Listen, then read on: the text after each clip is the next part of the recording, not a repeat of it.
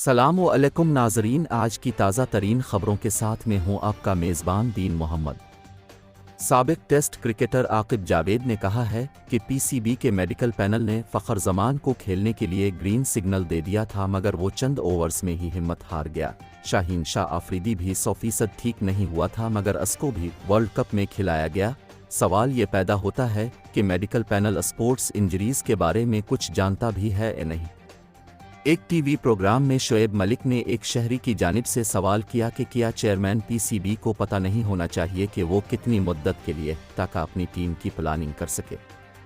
جواب میں مصباح الحق نے کہا کہ رمیز راجہ نے ہی تو آ کر بیان دیا تھا کہ کوچنگ سٹاف کا کنٹریکٹ 3 ماہ سے زیادہ نہیں ہونا چاہیے۔ میرے خیال میں چیئرمین اور بورڈ میں جو باقی لوگ برسوں سے بیٹھے ہیں ان کا بھی ایسا ہی کنٹریکٹ ہونا چاہیے۔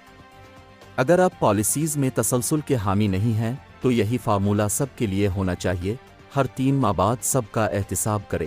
مینجمنٹ، کوچز اور پلیئرز کے لیے مختلف معیار کیوں وضع کیے گئے ہیں؟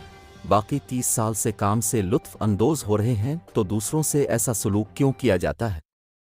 کرکٹ کی تازہ ترین خبروں کی اپڈیٹس حاصل کرنے کے لیے ہمارے چینل کو لائک کر دیجیے۔